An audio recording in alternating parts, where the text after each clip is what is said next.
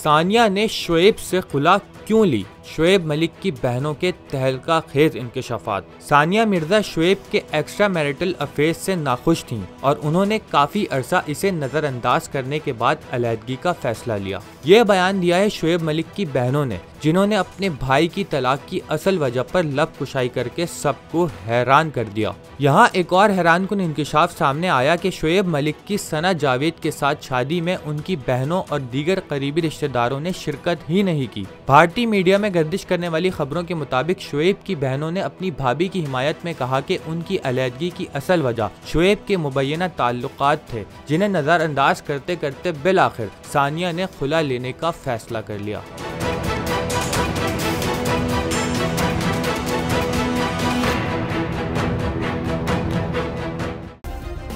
Subscribe करें और bell दबाएं ताकि कोई खबर रह न जाए।